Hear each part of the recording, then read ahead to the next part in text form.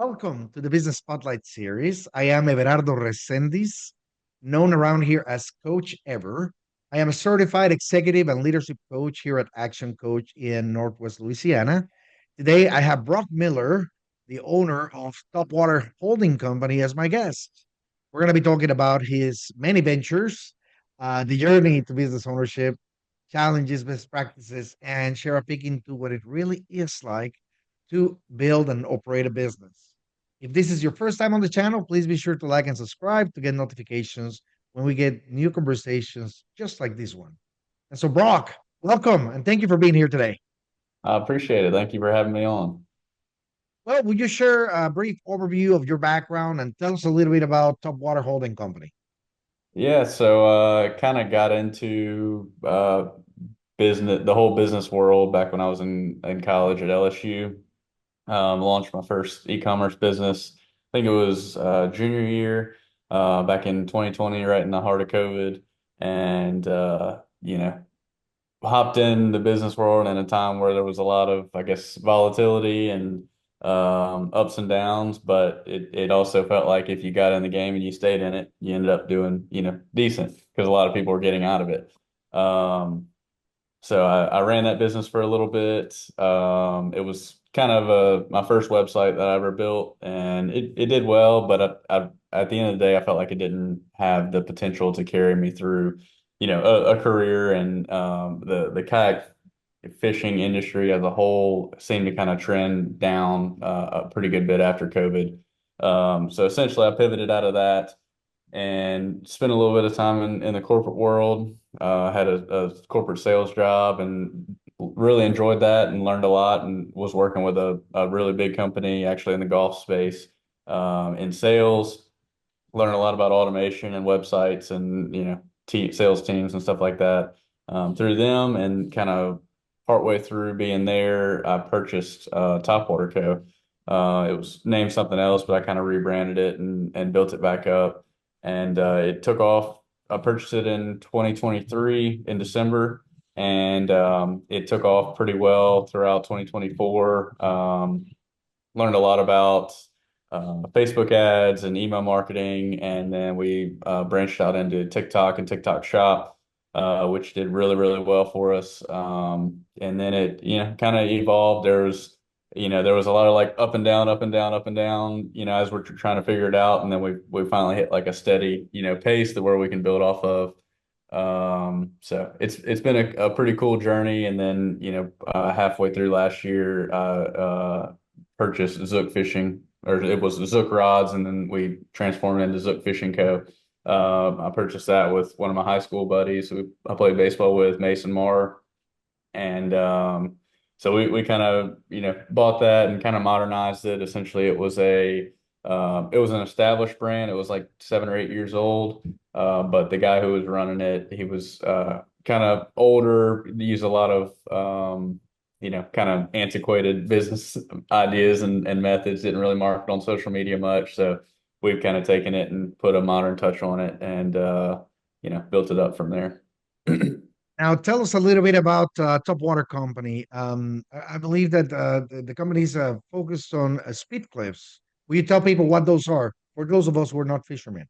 Yeah, so it's a little quick clip. I got a couple of them. I'm not sure if you're able to see them on the screen or not, but it looks just like a paper clip, and lets people swap their lures without retying.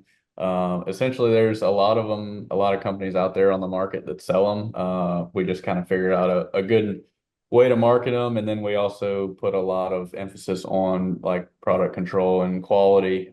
That's kind of an issue in this space is there's a lot of them out there, but a lot of people they don't fish with them like we do. They just see it's a trending product and go and drop ship it.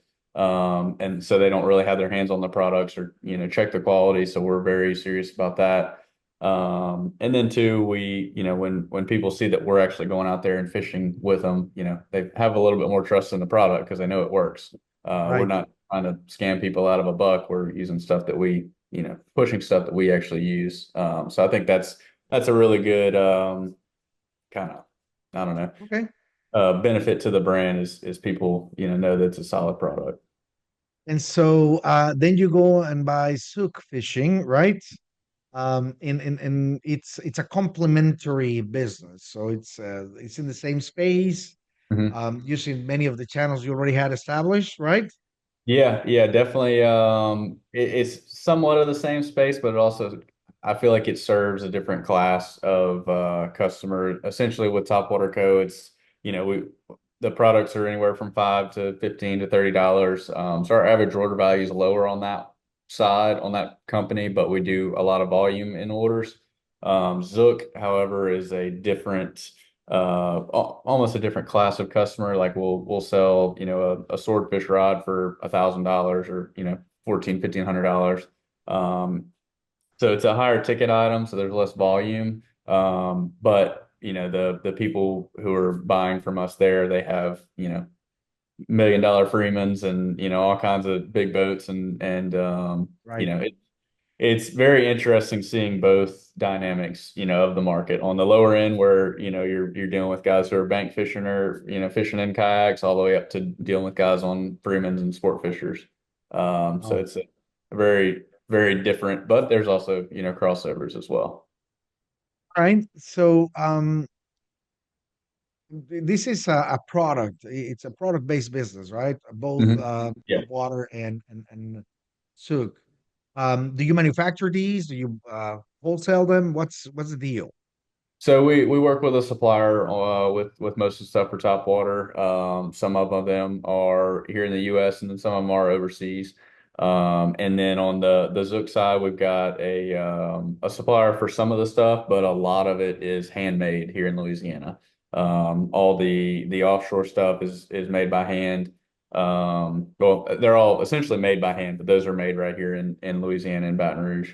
Hence the Um, premiumness of it and the type of customer you get. yeah, exactly. So I mean, it's like I said, we're not selling, a thousand swordfish rods a month, but we're selling a handful of them, and they're a higher ticket item. So For sure. Okay. Well, set the stage for the viewers. What is the ownership like of Top Water Holding Company? Are you the only owner? Do you have any partners in it? I know that you mentioned you had somebody with Zug. Um, the yeah, rest, is it all you?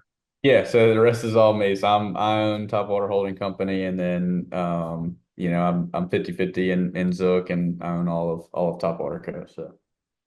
Very good. And so, what's your role in this company, in Top Water? At first it was everything. So it was all everything from marketing to website, fulfilling orders, talking with suppliers, the whole nine.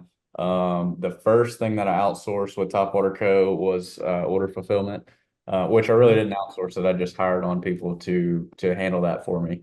So I had them handle, basically packaging orders because that was I kind of realized that was taking up the majority of my day rather than making videos or making ads and stuff like that. Right.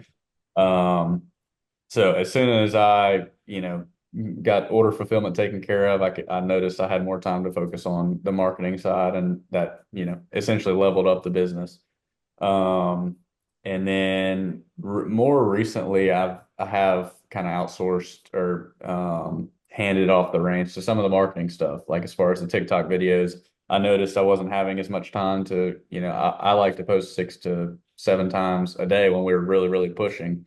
So I've brought on an intern actually who handles the TikTok video posting, and for the first week and a half, she would send me she would take the videos and then send them over to me, and we would tweak them a little bit. And, once I felt like we got to the point where she was, it was almost like I made the video. I was like, all right, here's the reins. You go start posting. And sure enough, it started doing really well. So that's been a big help. But honestly, it's just managing all the different, roles. Zook takes up a lot of my time now since it's kind of in the growing stage and we're having to give it more attention. So I don't have to work as much on top water. But I still like to be involved in the marketing and the Facebook ads and make sure that stuff is doing what it needs to. Right. And so, you did mention that this marketplace or this where you are in the fishing world, right? Hmm. That there's other people that make similar things now. And you did also mention that, you put a lot of emphasis on the quality and that you use the products. That's Hmm. part of your presentation to the marketplace. But what's competition like for you there? I mean, are you playing in a big field and you're having to, fight for every inch? How do you go about it? So it was pretty interesting we were the first to have any sort of product like this on TikTok. And so we got a really, really big push in the beginning. And now that people have seen that our product is selling well on there, they've kind of entered that specific marketplace. But the benefit to us being in there first is one, TikTok shows how many units have been sold of each item. So they kind of know which items have, the most, I guess, obviously the most sales, but the most, customer interaction. And then TikTok does a really good job of collecting reviews on those. So when you buy something on TikTok, it'll ask you to review it, kind of similar, I guess, to Amazon. So we have the most reviews and the most products sold on that marketplace. So when somebody goes to buy a similar product, they're going to look at ours that has, 15, 20,000 units sold, and then look at the other one that has 50 units sold. Which one are you going for? Yeah. And then, the reviews play a big factor as well. And then we do a pretty good job of affiliate marketing as well on TikTok. So we work with probably close to 1,000 creators on TikTok. Oh, wow. And That is excellent. yeah, so and that was a benefit of getting in early is we were able to basically grab those creators, lock them in, and get them promoting our products rather than another, brands. Um, so we've done a pretty good job of that. We offer, pretty high commissions because, they're working hard to promote our products. If we have the margin, I believe in, helping them out too. Um, but I'd say I the love that mentality, Brock. It's not easy for people to understand that, the marketing part requires that investment, right? You, yeah. you have to be willing to, partner up with people, and that means, money's going out the door. Mhm. So profitability is hard at the beginning, but once they gain traction, it almost pays for itself. Yeah, oh, 100%. I'm all about the analytics and making sure that we're profitable and the efforts that we're putting forward. Um, so you got to watch it closely, but it is pretty cool once you feel like you press the right buttons and if things fall into place and it kind of takes off. Okay, we covered that part. Let me ask you these. What is one thing you wish more people knew about both companies, Top Water Company and Souk? Um, Honestly, probably that we're just a small business. It's you see a lot of, I guess, drop shippers and these people in the e-commerce space where you know they're basically running ads and promoting a product that they have no clue about or that they don't use on a daily basis. And honestly, at the end of the day, when they send out a product, they don't care whether the people like it or not. They're Right. just collecting their money and moving on to the next one. Our kind of strategy is retaining customers and making sure they have a great product and that they come back and buy more from us. Um, I'm we have a pretty good returning customer rate. Typically, it's between 8 and 10% per day, as far as people coming back and restocking or buying more products. So that's something that I'm a big fan of, and customer service is also a big thing. Like we have people dedicated to answering emails and staying on top of that stuff and making sure people get their items in a timely manner. So I think when people see an e-commerce brand, a lot of people are hesitant to buy stuff off TikTok or off a Facebook ad. But we're just kind of a small business. We're worried about making sure everybody's happy and getting their products. So it's we try to stick to our guns on that and make sure Right. they get what they want. So I hear a lot, about, of course, anything that is promoted in any social media platforms, right? There are good companies out there. There are Hmm. people like you who stand behind everything they do, and yet there are also too many that are not, Yeah. right? And so that creates a risk that people have to get acquainted with. Hmm. Um, I don't know. I mean, it's very difficult to define. Is this a for real type thing, or are they just trying to get my data or my credit card information? And funny enough, there are tools out there that you can use to kind of help with that. But how do you deal with that? That's really one of those big, big. If it's not a threat, it's an opportunity. Yeah, we've been dealing with it really since the I guess Christmas season last year. We've had some people like steal our TikTok videos and then start running ads on Meta using those. And they honestly, the websites that they use are terrible. It's like I would never personally buy something off of it. It just screams scammer, but people still buy off of it, and then they end up getting in contact with us, and they're like, "Hey, where's my order? This is my confirmation number." And I'm like, "That's not a confirmation number from us." So they're mad at us because they're not getting their products, but they really got scammed by somebody else. And we report them and try our best to get them shut down, but I guess they're giving enough money to Meta to where they won't shut them down. So that's a big challenge, I'd say, in the e-commerce space is, showing that you're a reputable brand, showing that you get people their products. And so we put a lot of effort on like showcasing our product reviews, showing the behind the scenes on TikTok that we're fulfilling orders and, just kind of reinforcing the fact that we're a real brand. We're based in Louisiana. We're not just out here to scam people over a You product. almost have to watermark every single one of your videos all over Mhm. the place so you can validate, the people go to your website. Yeah, yeah, it's a challenge, and they still find a way around it to download the videos. It's unfortunate, but to me, I guess if they're trying to impersonate us, it means we're doing something good, and That's we're right. catching. You're doing something right. That is correct. Yeah, yeah, they're trying to Okay. try to copy us. So. We spent a bunch of time focused on the business and where you are and how you got there. I would like to dive a little bit more into the journey, right? In the building of a business, you find a lot of challenges and things, and so you did work for the corporate world. You decide from the college years that you want to do something on your own. Where's that drive coming from? Why you choose to work for yourself as opposed to maybe getting a good job somewhere and Mhm. getting some predictability? Yeah, I I really don't know what exactly, pushed me in that direction. I mean, I have, big dreams and big goals, and at the end of the day, I kind of looked around and saw, the trajectory of, the people who are working the 9 to 5 around me, and there's nothing wrong with that. Some people, do that their whole lives and they're extremely happy, but for me, I was kind of looking for something, almost a little more risky and, something that it had a bigger upside potential. And at the end of the day, owning your own business is, probably the best way to, grow wealth essentially. So I guess that's what kind of pushed me. And honestly, I feel like I'm pretty young. I'm 25, so I can, take a few risks right now. And if they don't pay off, I can always go back and, work a 9 to 5 job if I really need to. But If at the end, if you have to, that's right.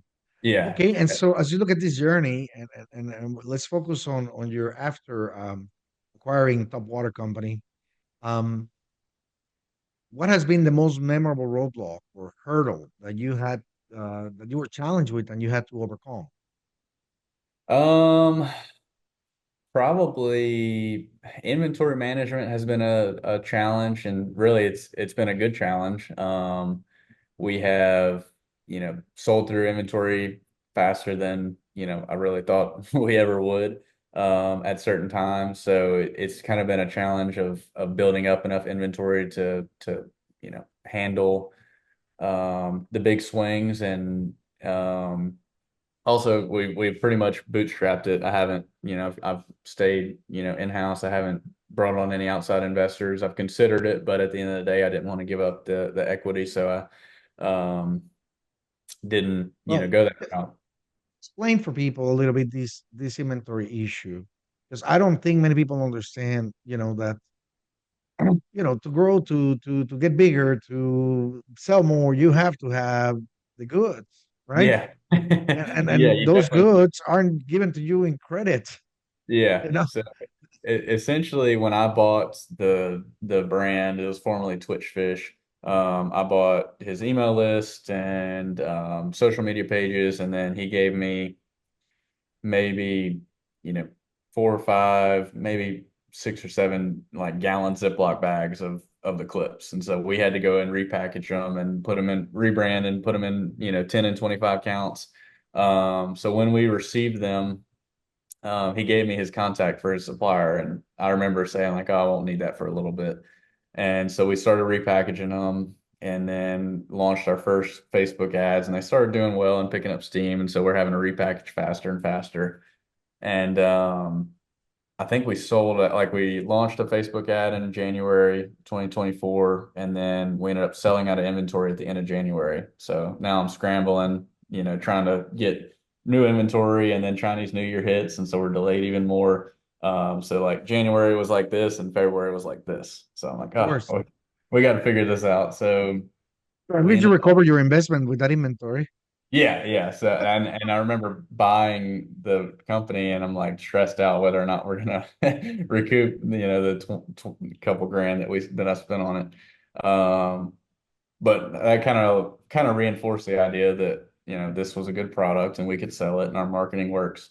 So I ended up getting in touch with a supplier, and I ordered some more inventory in the same configuration. So essentially, he sent me bags of clips, and we had to repackage them. And we did that for a little bit, and I realized that that's not super sustainable as we scale this up. So I ended up asking him what it would entail for him to package them for us, and he told me, and I won't go into detail, but I was like, okay, never send me gallon Ziploc bags of inventory again. It's not worth it for us to keep doing this. So we came up with our packaging and ironed out all those details. Um, and then from there, we just worked on scaling up the ads. And, like I said, I brought in some people to help package the products or package the orders, because that was a pretty big constraint. And then it was just a matter of the marketing and dialing that in, getting it as efficient as possible. Now, I guess where I was going with this is that most people don't get that everything here that you're describing has a dollar figure attached to it, Hmm. Yeah. right? So your supplier isn't selling you one clip. They have a minimum order, right? And Yeah. that has a cost and it has a lead time. And you Yeah. almost have to balance what your Hmm. sales are going to be with what you have order in place Yeah. and whether it matches those minimum orders. I mean, it can be punishing Yeah. to It's go and definitely up and acquire down. big amounts. Yeah, it's up and down in the early stages. Like right now, we're at a point where we have the most inventory that we've ever had, which is great, and we're selling at a consistent rate, and I can finally like breathe a little bit, since I know we're not going to sell out in a week. Um, but yeah, you're right. It's definitely an up and down kind of journey, and then also when you're just starting out, you're you know sell, sell, sell, and then you got to go reorder inventory and spend all that money, and then you do it again, you sell some more, and then you got to go reorder. So it's like, oh, we did, a record number last month, but we have no money left in the account because we spent it all on That's right. inventory. So it's, that first year is like, got to get it behind you. So where you get your inventory levels up, you got your marketing down, and you can just kind of let it play out. And, luckily that's kind of where we're at. We're great spot with inventory as they're doing well. And then we got more inventory coming. So, it's not That's something you can awesome. get right out of the gate. And so let's fast forward and look at what comes next, right? Where do you see these companies of yours going in the next 3 to 5 years? Um, Man, it's really hard to say because it's grown at a rapid rate. I would like to kind of branch out and do a few other products, whether it's our own line of baits or um, maybe some apparel, some higher ticket items. I think could do well because I already have the audience that buys from me, but I do think putting a higher ticket item in front of them, I don't have to sell every single customer a performance fishing shirt, but if 10 out of or 10% of them buy it, it can do well. So I think branching out a little bit and, potentially I kind of want to build up the revenue and get it consistent, because I do know that, outside, buyers are going to look for something like that if we do go to sell it later on. So I think that's probably the biggest thing is figuring out all our exact processes and keeping a consistent revenue flow and making sure that it's repeatable. And then, kind of, I wouldn't be opposed to selling it down the road and building up something else. Right. Because I mean, you like this space, you like the fiction space, you also participate in it. I'm Yeah, assuming. yeah. Yes. Yeah, I Uh, like the shipping space and then the e-commerce space. I kind of figured out that was kind of my strong suit, with the marketing and the website. So, honestly, it doesn't have to be in the fishing space. I'd be interested in something else, but for right now, that's where we're at. And hey, we're in Louisiana, so anything that has to do with sports, of any sort, outdoors, we're yeah, into it. 100%. Yeah, yeah. All right, so let me then inquire a little bit more on the goals, right? Like you start this on your own. You have certain goals that you want to meet. You probably achieve those quickly, right? Now hmm you're having to rethink. How do you go about setting your goals? Um, it's kind of up in the air right now. I had a goal for hon- honestly when I purchased Saltwater Co. I wrote down that I wanted to make like an extra, I don't know, it's like $200 or $300 a week to pay for, a truck note and a couple of bills. Like it was going to be a straight up side hustle. And when it surpassed that, I was like, all right, let's reevaluate and move the goalpost because that's what we do. Um, and now I have a pretty big goal in mind for this year, and we're well on track to hit it. So I guess I'm gonna have to move that again. Honestly, I don't know. Right now, we're just head down, we're grinding, trying to make sure, everything Yeah, gets taken care of. And for this year, I'm just gonna let it end up where it ends up. I know we're gonna be in a good place. I am focused a lot more on profitability. Last year, we spent a lot on advertisement and got our name out there. But this year we're more focused on margins and making sure we're profitable with each marketing dollar we spend. And so I guess that is a big goal is profitability. And you see a lot of businesses that do seven figures in revenue, but they spent seven figures to get there. right. So at the end of the day, that's not really a business that I want to run. I'd rather even make less on the top end, but hold on to more at the end of the day. Yeah, Uh, that's certainly the key there. yeah. So let me um let me perhaps use this moment to give perhaps a view to our listeners and our watchers. Um, you're right, profitability is the key, right? Um, and as we are setting out um, to set certain goals, right? Um, and we are well on track of those, right? hmm It is always good to revisit, right? Because I mean, nothing is set in stone. You could suddenly, either not have the track record that you've been working with, or it can surpass it by quite a bit. In either of those scenarios, there are actions to take. And so, my recommendation for everybody anyway, when we're working in either one of those realms, is it's time to maybe take some time and reset it and really validate where we are and where we need to go next.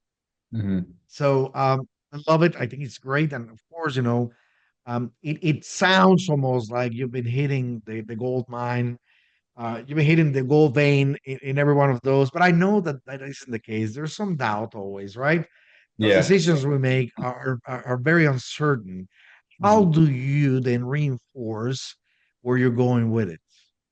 Right? Like Yeah. you make a decision, try something new. I don't know, it's not working the way that it's supposed to, or maybe it is going way beyond, and now it's like the anxiety kicks in. What if it does hit hard? How do you go Yeah. about I think, resetting yourself? yeah, I think a big thing is tracking as many metrics as you can. And then when something does hit, like study it as much as possible. Like I kind of looked back at it when I was training.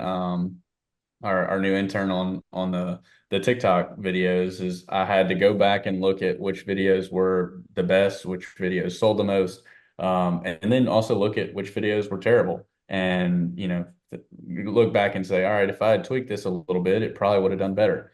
So I think tracking everything possible and studying what does well so you can replicate it.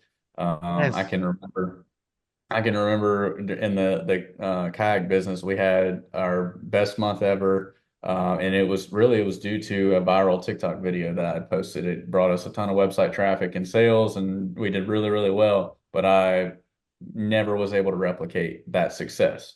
And I was, you know, I'd say I was young. I was like 4 years ago. But I didn't really dive into the details and track what did well, didn't track, what what supported that success. And now when we have a video do well, I'm immediately writing down notes and figuring out if there's a trend or seeing how we can replicate that. And more often than not, if you replicate it the correct way, you get another video that does well.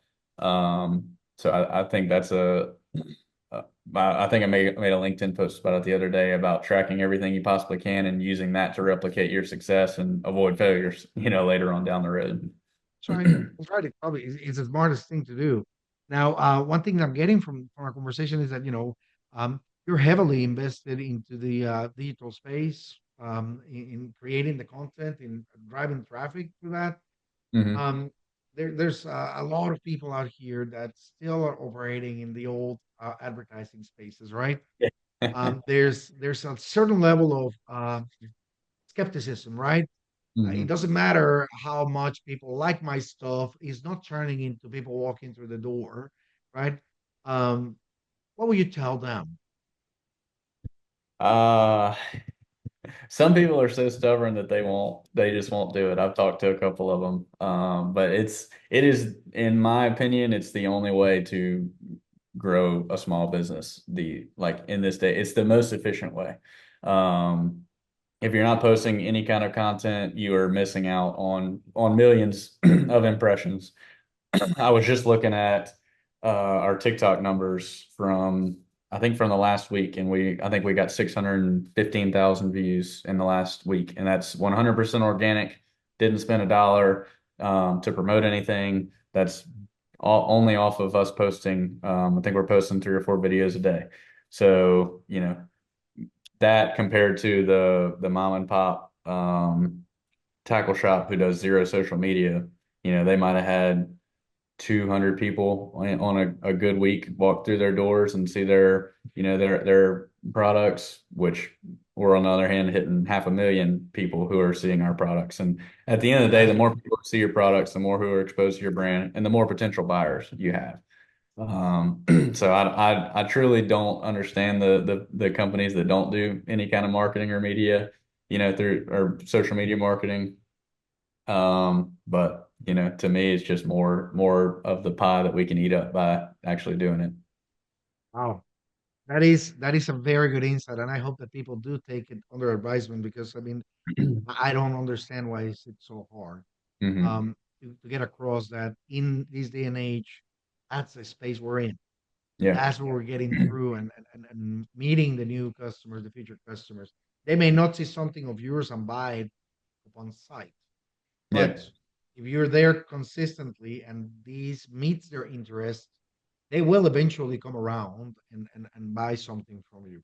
Yeah, I So, agree, and I think it takes multiple touches. That's why we post so much on TikTok, and then we run Facebook ads and Instagram ads, and we post on Facebook and Instagram as well. And then we've got email chains that people opt into. So it's not like they see your ad one time and buy. The majority of people don't do that.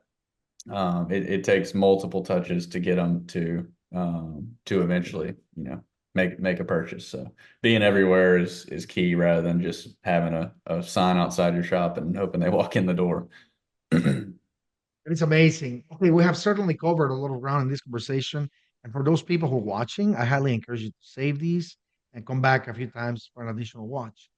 And as we begin to wrap up, I have a few rapid fire questions, Brock. All right. Quick couple of hit answers for each. What is the key to success for you?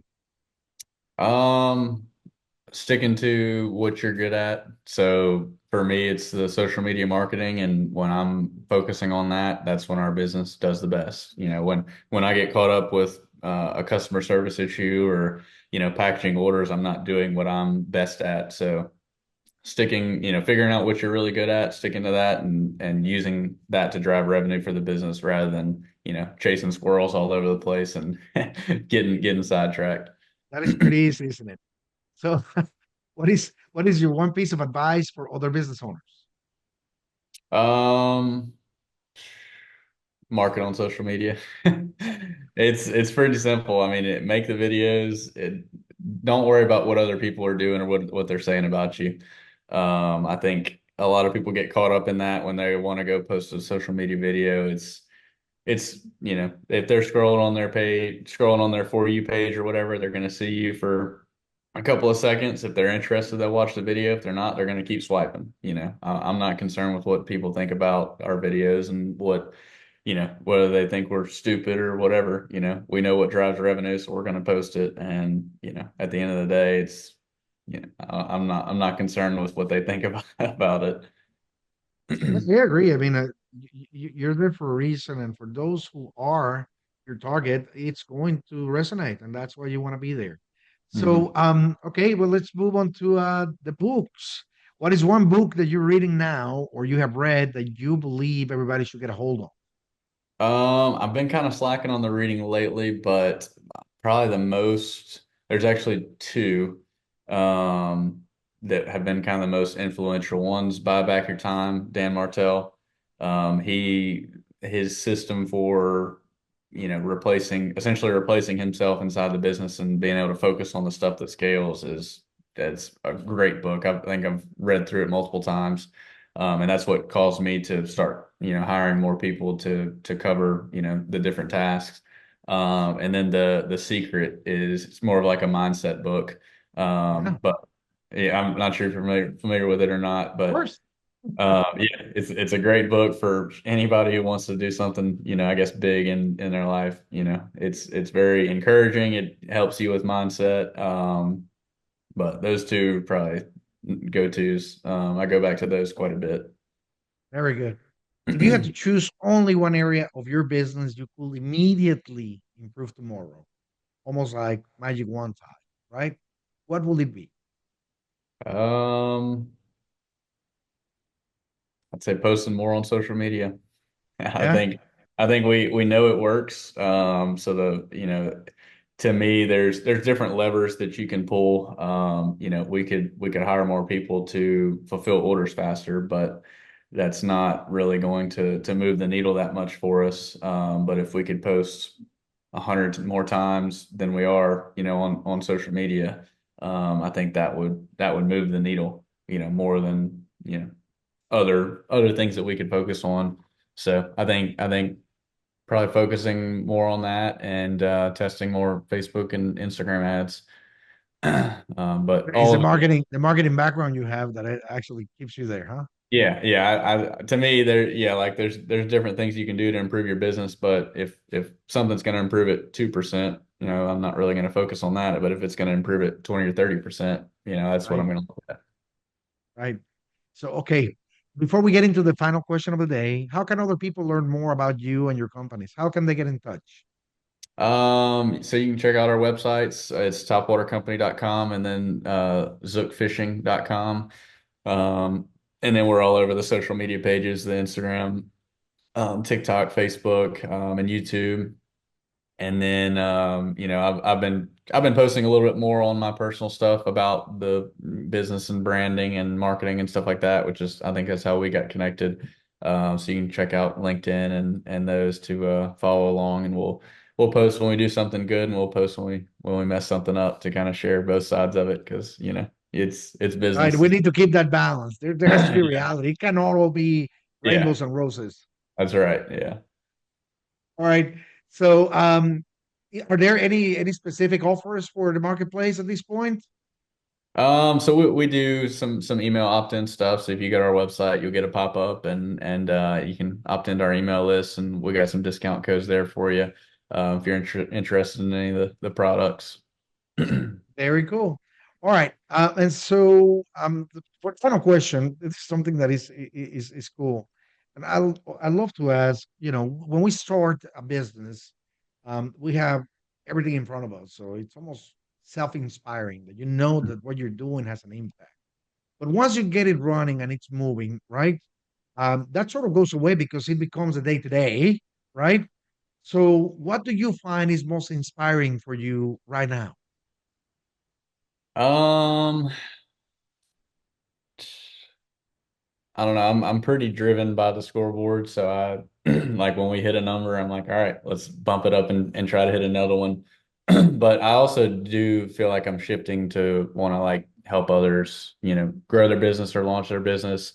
I've done a little bit of consulting recently, and since I've been posting more content about this, just talking to people about business in general. So I think it's inspiring just to see people who are on the same journey. I like to study people who are, 10 levels above me and then, help people who are just starting out. So I think that's been kind of a shift in focus this year is trying to help out, local small businesses and then just people I meet online.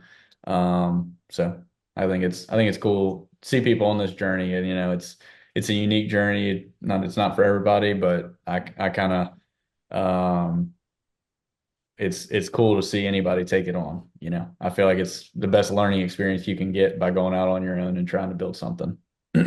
There's something there too, Brock, about when you explain some things to somebody, it also reinforces your own process. You know what I No, mean? I agree. There's You there's get more and more convinced of the things that you're doing that are correct. And yeah, so, thank you so much for joining us today and sharing all these with us. Thank you to the audience for watching and sharing. You never know who you might inspire by having them listen to this interview. And so, without further ado, thank you, Brock, and make it a great day. Until next time. appreciate it.